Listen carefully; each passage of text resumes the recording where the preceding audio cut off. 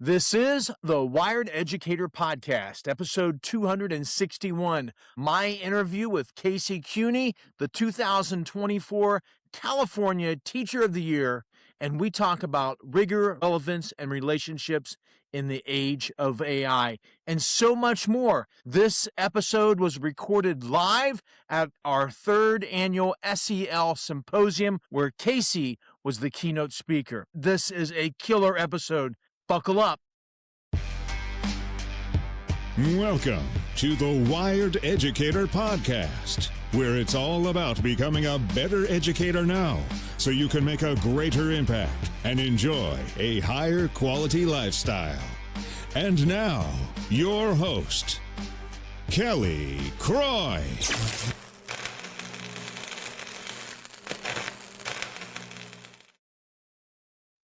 Welcome to the Wired Educator Podcast, episode 261.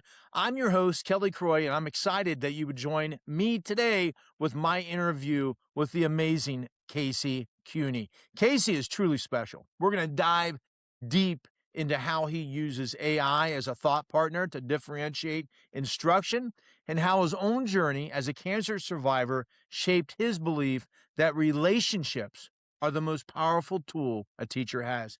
Casey and I cover a lot, but I love that we really lean into and talk about what great teaching looks like now and how he integrates SEL into everything that he does. Casey was the opening keynote speaker at Port Clinton's third annual SEL Day, organized by our brilliant and caring Joe Miller. Jump back a couple of episodes and listen to Joe and I discuss his plans for the SEL Symposium and the great work that Joe does in and out of the classroom. I really love this conversation with Casey. It's really going to show. It was special. It was deep. And we went to so many awesome places. It was recorded live with an audience right in front of us after his keynote, and we even fielded a few questions from the audience. It was amazing. I can't wait to share it with you. But first, there's a few things I want to tell you about. It was a great week to be a Wired Educator. I have some great interviews recorded and coming your way fast, including Mark Perna, author of the book Answering Why. He's an incredible speaker about kids and careers and so much more. He's amazing. I have Benjamin Johnson and Bobby Dodd together talking about their culture mapping and leadership in their book, Intentional Influence. And I had the absolute honor and privilege and joy of visiting Gibsonburg schools for their literacy night. I brought my dog Jedi along, and we had a blast sharing my children's book, Unthink Before Bed. We shared it with the students and with the families there, and there's nothing quite like seeing a community come together to celebrate the power of reading. I want to say a huge thank you to Gibsonburg Schools for having me in. It was so much fun. And I also want to say a huge thank you to everyone who listened to my last podcast when I mentioned an upcoming coaching cohort opportunity for you, for those interested in creating podcasts or writing books or leveling up their leadership or taking the stage as possibly a speaker. The response and the energy from that last episode through some emails really felt wonderful. I'm so inspired by the work that you're doing to level up your leadership and creativity. It makes me want to help other people. So if you reach out to me at kelly@kellycroy.com, if any of those areas interest you, I'll send you a questionnaire and you could become a possible candidate for an upcoming cohort. One more thing before we get to our guest. My calendar for opening day keynotes and speeches is starting to fill up. I'm currently booking sessions for school districts, ESCs, educational conferences, and more. And it's for the upcoming school season. If you're looking to bring a message of innovation, inspiration, of energy, of unity, just a feel-good vibe, let's work together. Reach out to me at kelly@kellycroy.com. And while you're at it, check out all my content on all my platforms. I work hard to share ideas daily to make a difference in the lives of others. Check the show notes. I hope that you had a great week too.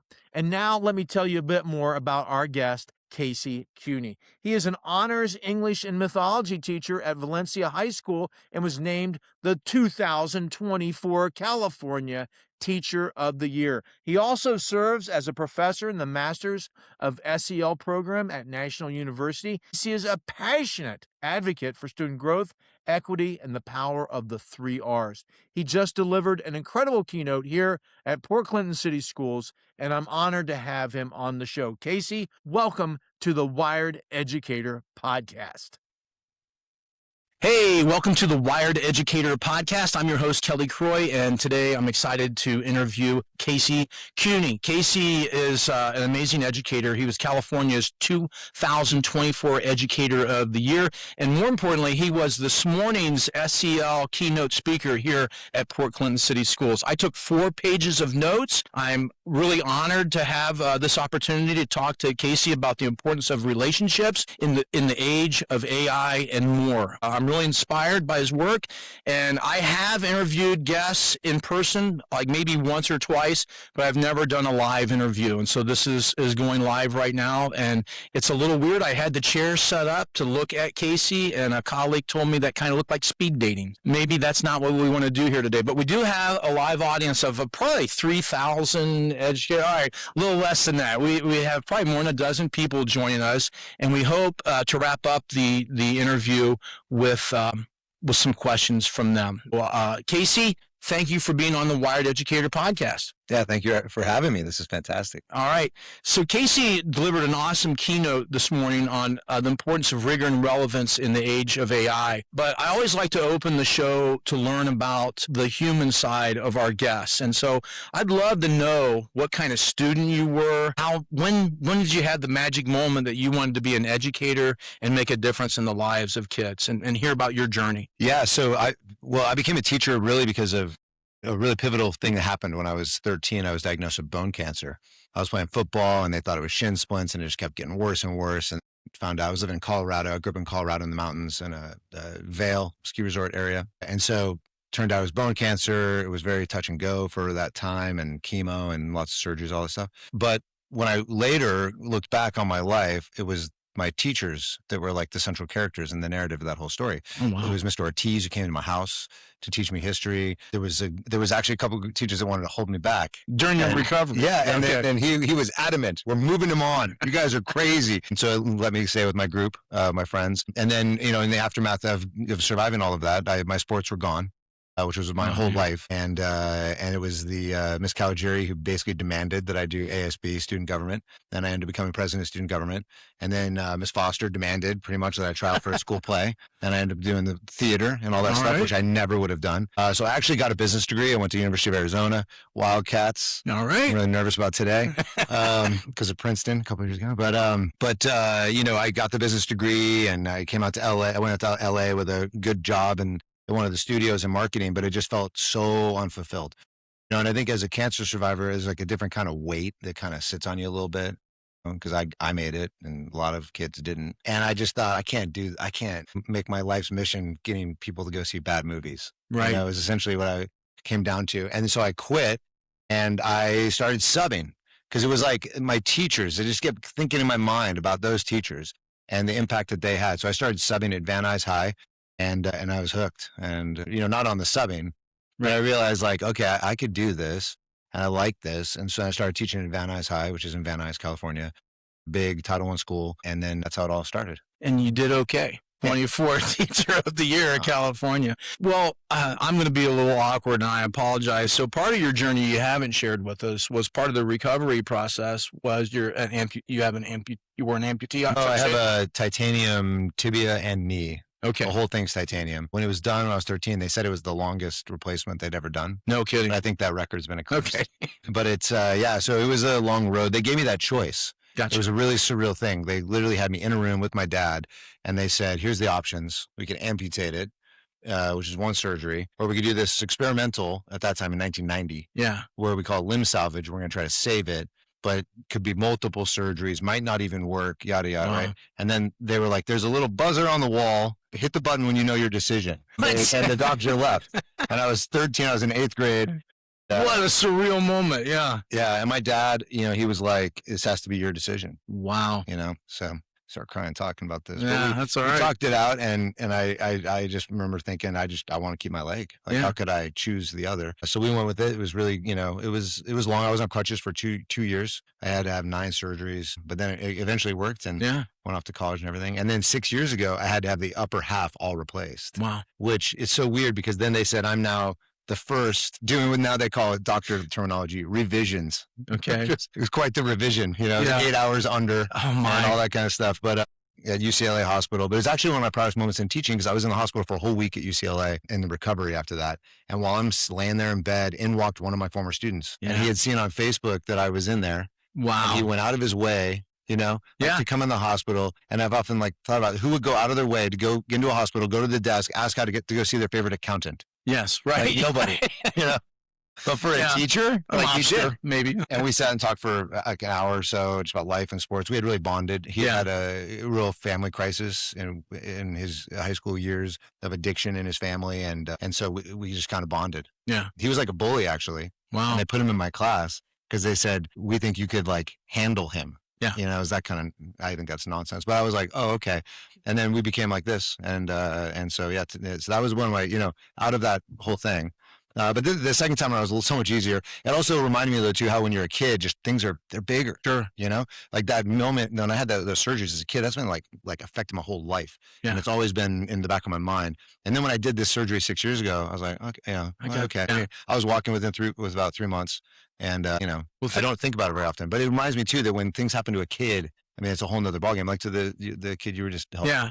Right before I started the interview with Casey, a young man had to put his dog down, and it was a pretty big moment. So I was a little late. Sorry, I am sensitive.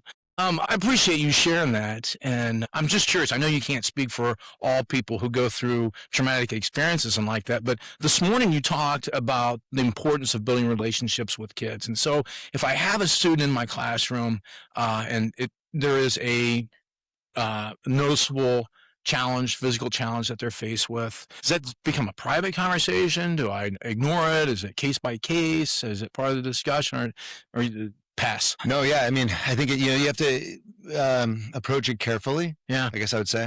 I have a student right now whose disability is in a wheelchair, and I walked up pretty much second day, and I was like, "All right, you got to tell me what happened." Yeah, and he looked at me like I was crazy, and I was like, "What?" Because I about 8 years ago, I had a torn muscle in my leg, and I was on crutches for almost a year. And I found it fascinating that I would crutch up to people I work with, and no one would ever say, "What happened?" They'd just be like, "Oh, what are you going on today in your class?" And I'd be sitting there like, "Okay, I'm on crutches." And I think people feel awkward. Maybe I shouldn't ask or whatever. Yeah. No, it's weirder not to ask. But then there's also, because no one asks, this young man I had almost thought it was weird that I was asking him. But I thought, okay, this is an opportunity to help him kind of own his disability a bit and not, feel that kind of weird stigma that kind of comes with it, I guess. My disability is kind of weird because it's not very visible necessarily. I've had a handicap placard since I was 16. Is that right? I got so many dirty looks. I've been yelled at. They tried to fight me one time. I'm like, I had to pull up my pant leg and show my scar. That's wrong. No, it's legit. I can't walk from back there, man. But to me, it's a little different because I'm not in a wheelchair. People don't see it or whatever. In airports, I have to ride in wheelchairs. But I actually struggled with that when I was a young man. I didn't want to do it. Sure. I ended up hurting my leg numerous times because I would go, no, I don't need a wheelchair. And I'd try to tough it out through the airport, and then I'd pay for it. So I've swallowed my pride on that. But, I think, it's because of the cultural, kind of weirdness about it. But I think the right thing to do would just be to approach and ask and say that you would, if they want to share, I would love to know. Yeah. And then that boy, he came back the next day and he was like, all right, I'll tell you, but it has to be when no one's around. And I was like, okay, so how about at lunch? So he came in at lunch. He told me the whole story. It was great. And then, and he's dealing with an autoimmune type thing. So then we were doing a Viking myth about courage. And we were talking about that courage is not being fearless. Courage is being afraid, but going ahead anyway. Yes. And it was this great moment because we locked eyes. Yeah. That's powerful. And so I know his story. No one else needs to know the story. Yeah. But I know the story, and he knows I know it. He knows you know. Right. So now there's that bond. Yeah. Well, you talked a great deal this morning about relationships and building that. And I think every great educator understands that and leans into that. We all have those weaker moments. I laughed so hard when you shared about a student making a sandwich in your classroom, because I think 99% of people would blow up. I don't know how you kept your cool, but you made it into a perfect moment, and that was really great. I can't force you to reshare your entire keynote this morning, but there's a couple of pieces I hope we can revisit it. You talked this morning and gave a lot of examples on the use of AI, and I've had so many colleagues come up to me and like, that was great, I can't wait to try this. And I've been trying to work that, and it was through you that now they're like, wow, I see some value in this. I see some relevance in this. What is the importance of the strong relationship in the age of AI that you shared with us this morning? I love the fact that you said, Casey, am kind of uncomfortable with this. I'm kind of worried about it as well. But, and I think these are your words, I know this is what's best for kids. And that hit me. Yeah, I mean, it just comes down to that. I keep reading every story about, the employment market. And if you don't know how to use AI, what are you going to do? I have two sons, 19 and 23. And my 19-year-old, I'm so proud of him, just to share this little anecdote. So he reached out to me recently and he's like, hey, Dad, you're really good at this tech stuff now. Can you make me a website? I'm like, I'm not making you a website. And he's like, come on, I'm doing LinkedIn now. I'm applying for internships. Make me a website. Yeah. And I said, I'll buy you a $20 Claude Code subscription and you're going to go make your own website. And he's like, well, what do I do when I get stuck? And I go, you screenshot it and you give it to ChatGPT, because that's, by the way, an incredible hack for any tech support you ever need. You screenshot it, you drop it in ChatGPT. I'm in Canva. I can't figure out how to make the text bigger. And it's incredible. The picture, they call it visual context. So much better than if you try to type that all out. Like, I'm on Canva and I can't figure this out. No, just take a screenshot, throw it in. And 2 days later, he's like, Dad, check it out. And he sends me his website, and it was really impressive. But what I'm really proud of him is it was about a week later, he had a big interview for internship with Pac Sun for marketing. And the question came up, and it was like, those moments when you're like, you're right, but your kids are always like, whatever, Dad. Yeah. And then he was like, Dad, you were right. The question was, how do you use AI? And that's being asked in every job interview right now. And they asked him, how do you use AI? And I'm so proud of him. He goes, well, you saw my website, right? Yeah. Well, I used Claude Code to code the entire thing. And they were like, what? And he got the internship. I think that, companies are trying to navigate it too. And so I think, so I don't know. It's bigger than that too, though. I think it unlocks differentiation in a way we've never been able to do it before. For my English language learners, I'm seeing breakthroughs because they can actually access content now, whether that's in pre-calc or chemistry. They were missing stuff because they we have to remember that our English language learners don't have a cognitive deficit. They have a vocabulary deficit and sometimes a prior knowledge deficit. And now they have this ability to get that prior knowledge or maybe fill in those vocabulary gaps. I had this kid from Russia and he was like, they want me to do this lead in to quote. And so I'm trying to explain to him that's how you introduce it or whatever. And it wasn't landing and he wasn't getting it. So we went to ChatGPT and I said in Russian, not only explain this, but explain why it's important for establishing ethos and credibility and blah, blah, blah, right? Right. I'm watching it all in Russian. I have no idea what it's saying. And he just lights up like the light bulb. And he looks at me and he goes, context. Yes. Why wouldn't it have known it was the word context? Right. That was what fit for him to make that connection. So I think in terms of that too, I just see so much benefit. But I mean, there's a time and place. Right. Like I was telling you, I'm doing more paper and pencil than I've done in I love years. That you share that. Yeah. Yeah. And, and I don't use it all the time, Right. But I mean, I try to use it when I can. There was somebody I read from NYU Stern School of Business. They said this is one of the first technological innovations where it doesn't take, it's not a technology learning curve. There's a behavioral learning curve. Like you have to think to yourself, oh yeah, I guess I could use AI for that. And I'm old enough to remember, maybe you remember this when you realize oh, I could Google that. And now it's I'm pre-internet. Right. Yeah. Me too. But yeah, so I think that's kind of the shift that has to happen, which is I've got this thing to do. So like at my school for staff meetings now, we're trying to actually infuse AI into if we ask them to do something. Like for instance, we had them take some standards, right, and break them down into their learning targets and turn them into I can statements. And so we built a custom Gemini that was pre-trained on all the standards and stuff like that. And we told them, you're going to get in a small group and you're going to ask the Gemini, you're going to give Gemini the standard and you're going to break it down. You're going to evaluate it, because it may not be right. And then pick one standard with those learning outcomes that you're going to do together for a formative assessment, then build a formative assessment. It all happened amazingly in one 45-minute meeting. They all walked out with a formative assessment. And then my friends at the neighboring high school, he pulls out a butcher paper. It had I can statements, and they'd only made it to the third one. Yeah. And their whole meeting, right? Because they had to sit there. And so it's not like, we're offloading. We just sped up a task. And to be real, it did a really good job. Like it did a better job than the I can statements I saw on my buddy's butcher paper, you know? And then they got to what teachers do best, which is designing curriculum and designing ideas and little teaching strategies around that. And we got to have those conversations faster. Right. So we're trying to infuse it into behavior in a way more than, teaching people how to use the tech, because it isn't really like that. It's more like considering how you could use it, remembering you could use it, thinking about ways you can use it and stuff like that. Yeah, I think one of the phrases, you're still kind of deciding which phrase you like best, but I think you said thinking partner. You kind of like that it partners with your thinking. Maybe that wasn't the one you liked. Yeah, thought partner. Just thinking as a thought partner. Yeah. Yeah. I noticed that as well. From earlier prompts that I've had with a problem, I now have learned other models of thinking to consider that I didn't have in the first 50 some years of my life. I'm like, well, this is great. I am learning the screenshots. I'm now a pseudo expert in putting a lithium battery into a golf cart. And it was all nice. It was all taking pictures. The cool thing is now I could do it and wouldn't need to consult chat. I really learned that skill. Yeah. See, that's the thing. Like, so I did a thing with my students where they had to make an infographic. Yeah. And then I told them the last step, when you think you're done with Canva, with your infographic, you have to give it to ChatGPT. And I gave them a prompt. You are a graphic designer. Analyze this on graphic design principles, blah, blah. And then I'm in Canva, so help me how to do it. And then a girl from student government came in like 2 days later, and she's like, I used all that stuff that I learned, and we made stuff for student government. That's awesome. Like I didn't have to go look. I learned how to round the corners and do like a different like hierarchy of texts and things that she didn't know, but now she knows. Yeah. So I think you're right. Like I think it could be totally used for cognitive offloading, 100%. Yes. It could just be copy and pasting, no thinking whatsoever. How do you write this essay for me and that kind of stuff. But if used appropriately, it's a game changer. And, but that has to come with relationships. You could tell a teenager that, and they're just going to look at you like, I'm going to do the easiest route, So you have to have that relationship, I think, with them in order for them to trust you, to be able to then push them and get them to maybe consider using it for good versus the quick route, which if I was 16 right now, I'd be doing everything on ChatGPT. You know what I mean? So I have to consider that too. Yeah. I loved today you used an example of a colleague that says, I don't let them use any AI in their class. And the student came to you and was like, we only use AI. And you'd rather have that conversation with them in the exchange.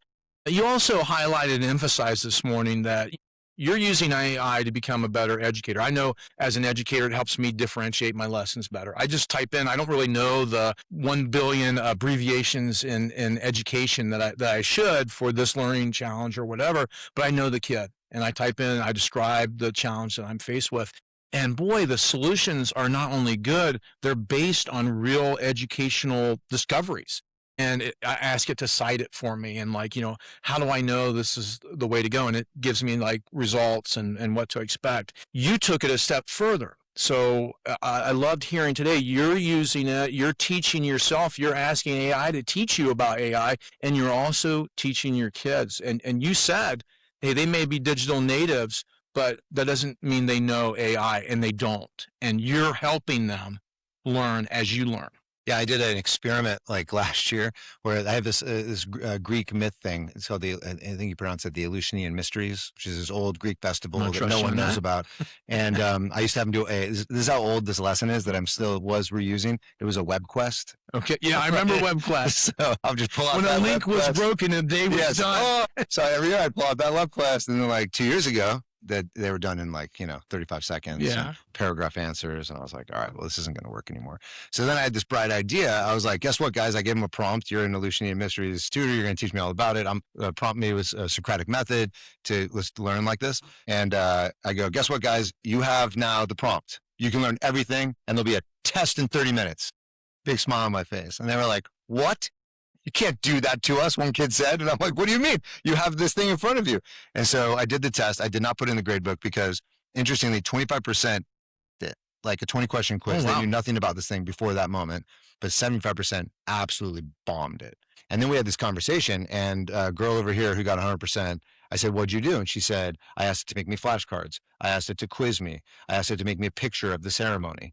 And then this boy on the other side goes, you could ask it to do that? And that has really stuck with me. I do really worry, I've been saying this a lot, that AI I initially called it an engine for equity. Yes. But I'm kind of pulled back on that because I almost feel like that's a bit too optimistic, because it could be, but it could also exacerbate existing inequities like never before. Like there's the talk about the digital divide. There's going to be an AI divide. And I really do worry about, I see it a lot happening too in like Title I schools where the most vulnerable students are getting locked down and no AI. And then up in the suburbs, the kids with the 3 monitors are all using AI. And that's just going to create an even bigger gap, when the research is showing, in the workplace at least, the people with the lowest levels of skills are actually seeing the biggest gains. They call it upskilling. It's a new phrase. Okay. And to your point, I get excited thinking about like how we could, I've always said for a long time, one of the problems with education is we don't have a national journal, New England Journal of Education, right? So you have like round robin reading, which is research showing us to be the worst strategy in the world. It's also the most used strategy, right? Because there's no should I do this? Right. Common language, and if you went to a great credential program, good. But there's a lot of, fly-by-night credential programs. Whereas I think actually AI could really change that. We could get to the point where a teacher's like, I heard about this UDL thing in the staff meeting, but I don't know what it is. Well, they're not going to go take some course or even watch a YouTube video, but they might give their lesson to AI and go, how do I make this UDL? And then once they see it, like you said, then they go, oh, I get that. Right. It's meeting kids where they are, more kids, wider net kind of thing. Right. And how many people may have been Googling UDL when you shared that this morning, right? And sometimes we want to learn in the privacy of, I don't want to admit what I don't know yet, in front of my peers. Let me study on this a little bit.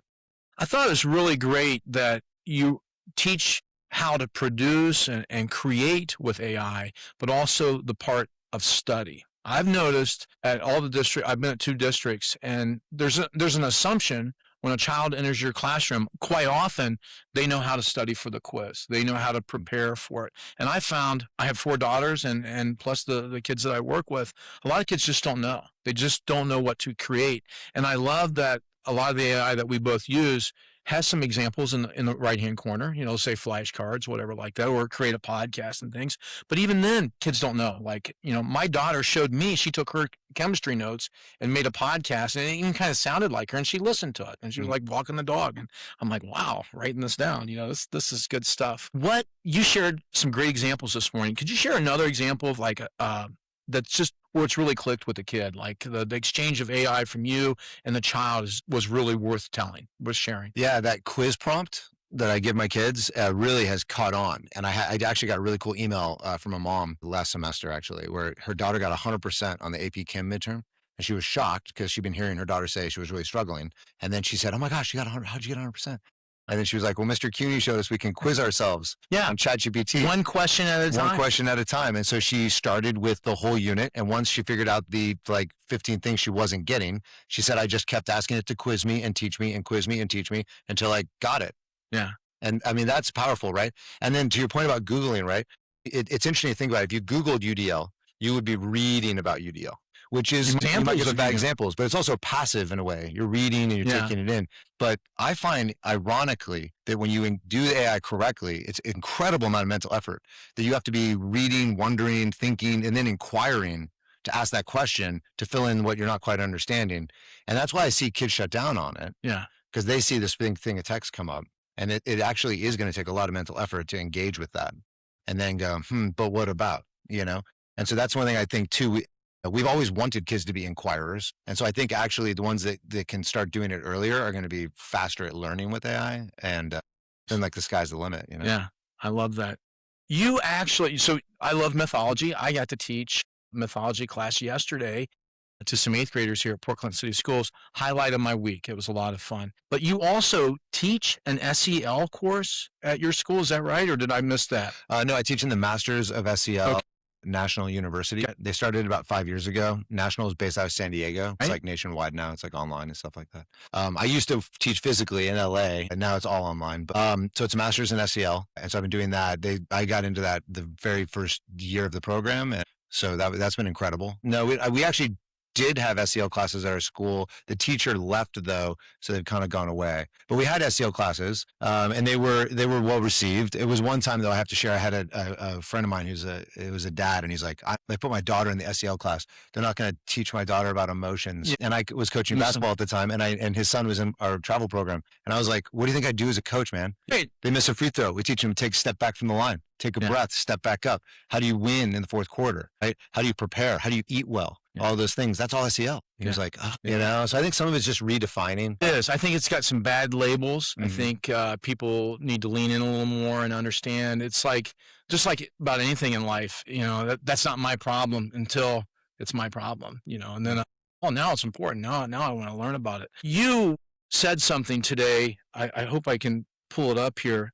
The desirable difficulty. Yeah, and that's kind of the curiosity and the wanting of it. Can you talk for a minute on that? Yeah, so desirable difficulties comes from husband and wife team from UCLA, Bjork and Bjork. So you can look them up, Bjork and Bjork, 2010, I think was their last big paper. But it's all this stuff on the neuroplasticity in the brain and what we now know about that, on how neural pathways are built. And the more that you use a neural pathway, this sheath of fat develops around the neural pathway, which actually conducts the electricity faster. So when you first do an algebraic equation, it's like, you know, digging a road through the forest. Right. But after a while, get me out of here. Right. Yeah. And it's difficult. And then after a while, it becomes a road, and then could become a freeway, where you get to a point where you just can look at the equation and go, you know, that's because that myelin sheath is built around the neural pathway, and it's going faster and faster and faster. And so they took all that kind of research and then started looking into this idea of what makes learning stick. And what they found was it has to be difficult, and you have to desire it, which are the two kind of key things. It's got to be difficult. There has to be struggle. But you have to want to push through that struggle, which when I learned that, I was like, well, then SEL is essential, because how in the world am I going to get a 15-year-old boy to want to struggle through this, right? Unless we built this incredible relationship and he trusts me and I'm at his side like a coach, like, you know, because they were taking a test and I played the Rocky theme song when they came in, you know, so I'm like that teacher, you know, Eye of the Tiger. I want to be that teacher. Just pumping them up, you know. So I try to do little things like that, but even in the age of AI, because like, you know, when I put them on that quiz prompt, I'll get kids to go, are we turning this in? Yeah. About the points, the grade. Yeah. It's about the points. I mean, you're going to take a test later, you know, but so you have to have that relationship. It's all difficulties is super fascinating. There's also spacing, which is a part of their thing.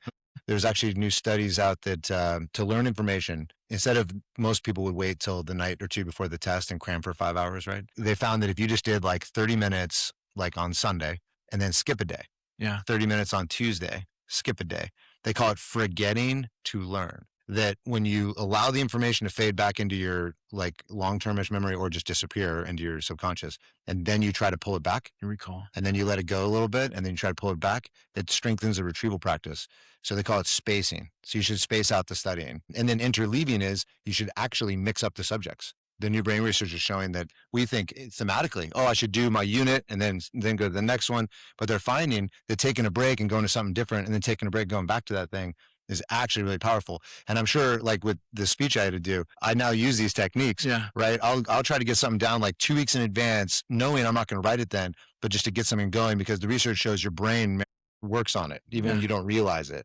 And it's marinating back there. Sometimes I think we need to get secondary with elementary and, you know, get them together more often, because that's a technique they use in the elementary school, spiraling, coming back to things that they learn and things like that. They're the best teachers. Yeah, hands down.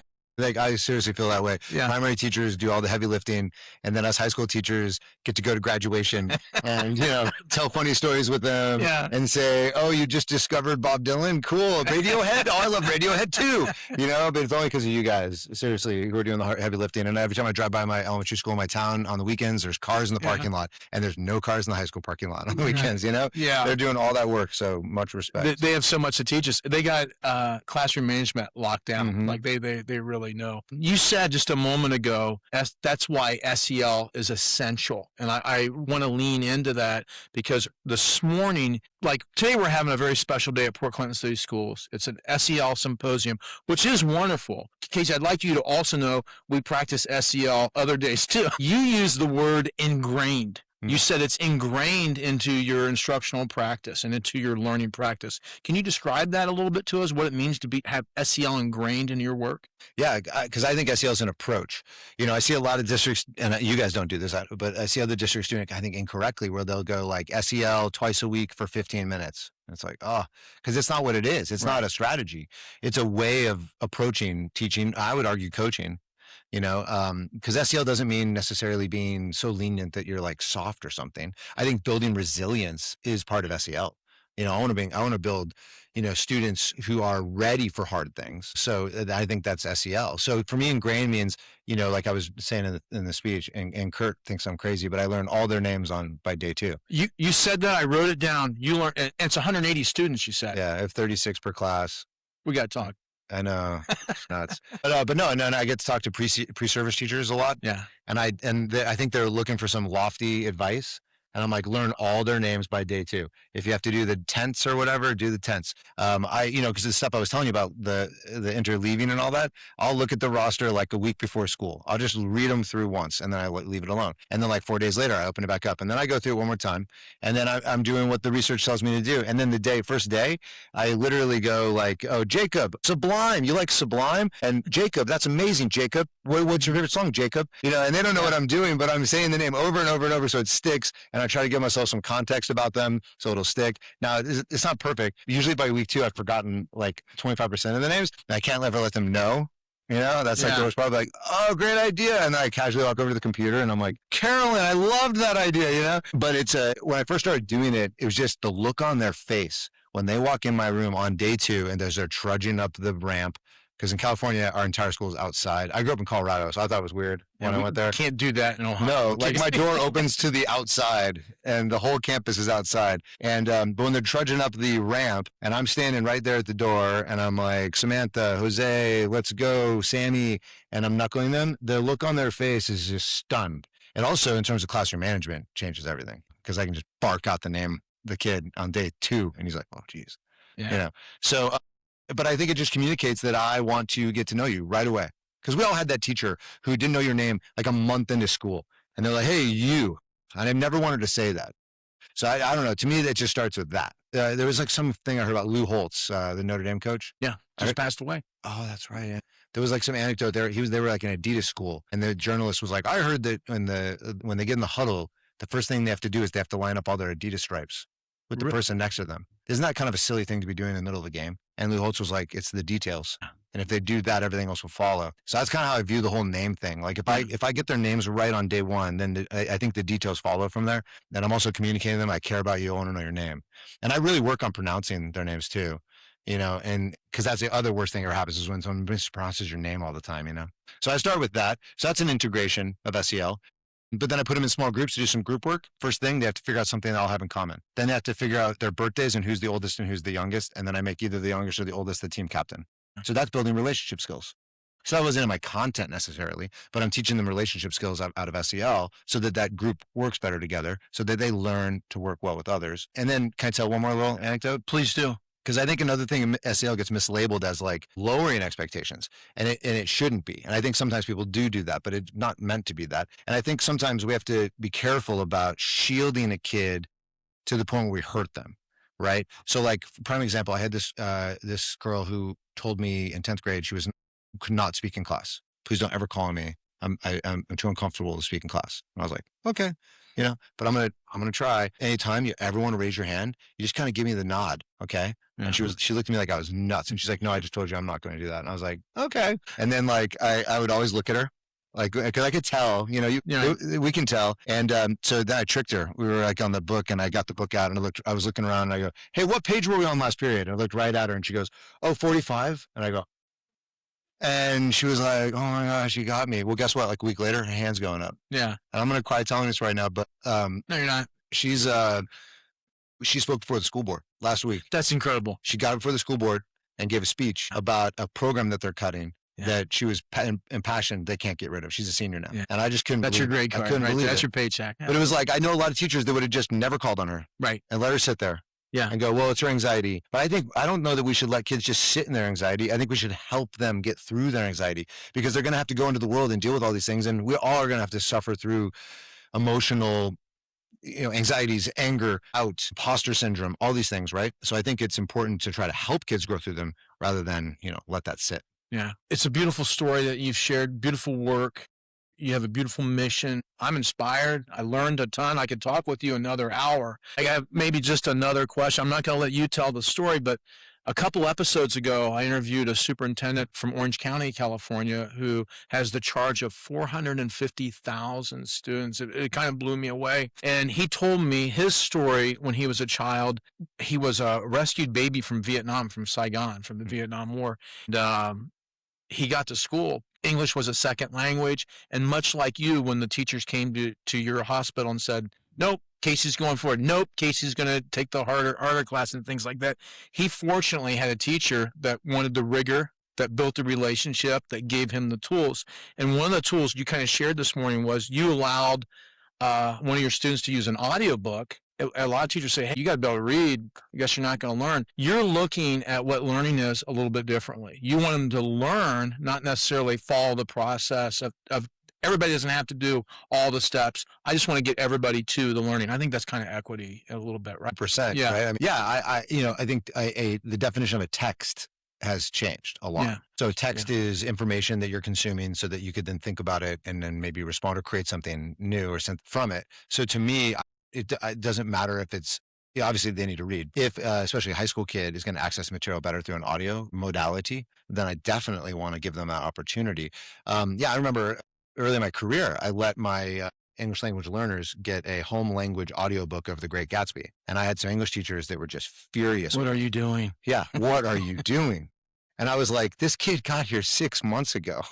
I'm giving him Great Gatsby. What am I doing? Right. Like, this is nuts. And like this way now we can talk about the ideas and maybe it'll bridge to the language, And so I'm all about meeting them where they are. I think, being flexible, but it's interesting you said that, teachers are so powerful. I've had the chance in California to work with 3 people that had Jaime Escalante as their teacher. Wow. How cool is Yeah. that? That's pretty cool. And teachers because of him. And I bet you're having the same well, impact. I don't know, but I do push kids to do it now. I used to not do it. And then I realized, what am I doing? I'm letting the cultural stigma that is so wrong about teaching invade me, So now I'm like, be a teacher.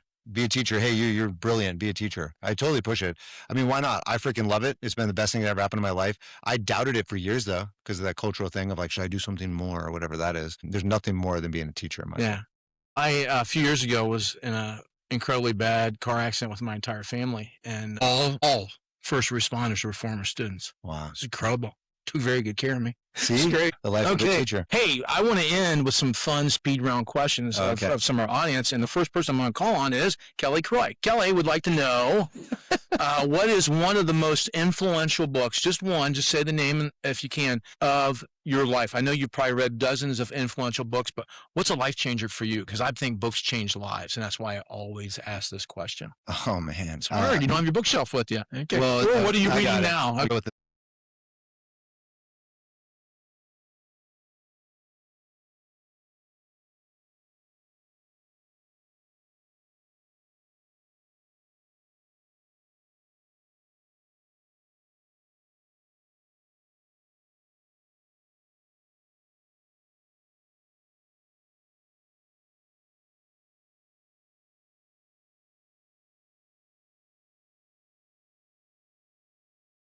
I'm using AI to help me 3D print a life-size R2-D2. I'll show you. Oh, that's amazing. All right, let's take a couple questions. My wife's really embarrassed if she's listening right now. Any questions from our live audience right now? Yeah.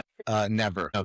I don't know if I should say this, but one time it was a assistant principal friend of mine was like, you should join administration. And I was like, why? And he's like, you'll make more money. And I was like, I would go do pharmaceutical sales. Thank you very much. All right. Anyone else? AI at the lowest levels. And I know that's a very deep conversation, but if there may be one thing you would hope a student could have by the time they're in 5th grade, that's part of those behavior skills of using AI, what would you say it would be? Yeah, that's great. I would say the inquiry skills, the questioning skills. I think wondering is part of it, but inquiry is more active. Wondering is kind of passive in a way, but inquiry, I think it's all about the inquiry. And I definitely don't think kids should be using AI. Like that's the other thing, I'm all about AI or whatever. But like we saw what happened when cell phones were dropped on 6th graders. And so I my kids are older now, 19 and 23. If my kids were young, I don't know that my nephew, my sister was telling me about, he was on, and I was like, well, I don't know, pull back a little bit. I don't know. We don't know what that's going to do necessarily. So I think in the younger grades, I wouldn't expect kids to be on it. But in terms of, the skills, I think that investigative mindset, I think is going to be absolutely crucial going forward. And that metacognition and creativity. I think creativity is going to be more important than ever because the human is still the architect. And then I think also interpersonal skills. I think that's going to be massive, because they're saying like the accountants, well, actually I got a chance to talk to a tech billionaire and I said, what's the jobs being gone first? And without even hesitation, he goes, radiologists. Wow. And he said he was part of a study at MIT where they put human radiologists against the AI, and the AI found numerous instances of cancer. Yeah. Yes. And he said when the insurance companies go to the large conglomerate health industries and say, here's your new rate if you use the AI, he's like, they're gone. Right. But the human to human stuff is never going to go away. That's why I think teaching will never go away. Obviously, like sales and things like that. So I think interpersonal skills and stuff like that would be massive. And creativity, I think that's not going away either. Graphic designers, it's like Photoshop did not get rid of photographers. So there's still be graphic design. Through the industry. Right. I was at Google, and the Google guy we were talking, and he said, it used to be you had to be good with a pencil to even ever make it to graphic design. And he actually thinks that instead of narrowing the job market, it might even expand it, because you probably have kids that are sitting around with brilliant creative ideas who just don't have the fine motor skills to draw, who now could become award-winning graphic designers. Yeah. And even like the composition, we're in an orchestra room. Even the composition of music, somebody may have a great song in their head, but cannot play an instrument, but can describe what they want people to feel and play around with that. Great. Any other questions from our audience? Yes. They still are very passionate about their career. They know their why, but they're still. Yeah. I mean, the burnout's so real. I mean, I think in many ways, again, I have to always go back to AI, but it is incredibly helpful. I mean, when I had to leave for this trip, I asked it to make me a UDL choice board for the text we're working on, and I was done. I had my lesson. The choice board's going in classroom. Kids are going to get in small groups. They were really good activities. Actually, it took me 3 iterations to get what I was finally very happy with, but it was fantastic. So I think in some ways it could help there. The other thing with teacher burnout is I really try not to bring home stuff on the weekends, which I know is not always possible, but I strive for that. I try to find my times that I know I'm going to grade, and I almost like schedule it. So then it's not always hanging over my head all the time. And then I think making your classroom fun. As crazy as that sounds, like, we do really, really tough stuff in my classroom, but I play music constantly. I know all their names. I try to put it, we're in groups a lot. I try to make it fun because then it's fun for me, and stay away from the negativity, right? Stay away from the negative teachers. Surround yourself with people that are like-minded in that way. And then also, I think you have to accept that you're not going to save every kid. And there's going to be kids that fall through the cracks, and you're going to do everything you can, but you can't save them all. But you may have elevated them enough, the next person to take over. That's the thing. I was going to get to. I'm sorry. No, it's perfect. But I just see young teachers just trying to do too much in a way. And then also, we just had a new one come in, and man, she almost quit after 2 weeks. And I was telling her, like, it will never be harder than right now. That's the other thing I think they have to remember. It will never be harder than in the beginning. Because, you get to the point where you're lesson planning. My joke with my neighbor teacher was always, he's like, what are you going to do today? And I'm like, Omaha, I'll figure it out. And there was a Wisconsin teacher of the year that we had to go around the room and say one word that described high-level teaching that most people don't understand. And he took the mic and said, improvisation. Loved that. So that's the other thing. I think when you get away from like, oh, I'm watching the clock and I'm on my lesson plan, and you start to just teach kids instead of teaching content, I think the burnout goes away too. And also you can slow down. You're not going to teach everything in the pacing guide.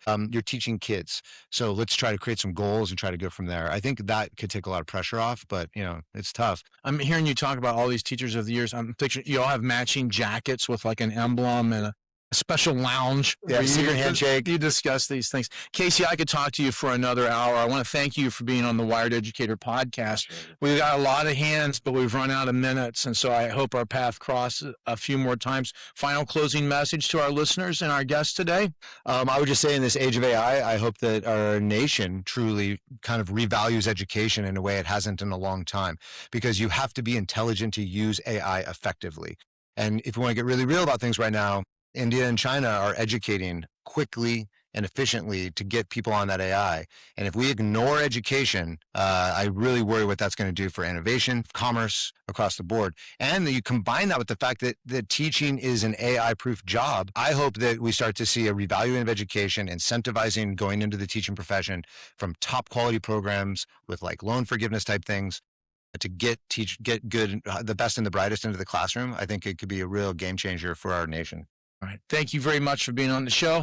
I learned a ton. And thanks for listening. Check the show notes for links to Casey's work. I will share it out with everyone, and you can follow his journey as he continues to impact the lives of educators, leaders, and students. I have to admit that I need my glasses. What an incredible conversation with Casey Cuny. I'm so thankful that he could join us today. And I'm so thankful to Jill Miller, who arranged on us working together to have a live interview after Casey's keynote. Absolutely brilliant. And I'm so happy that Casey shared his heart so openly about his care for his students and his wisdom on navigating this new age of AI. And I love that SEL is integrated in all that he does. I want to thank you for listening to the Wired Educator Podcast.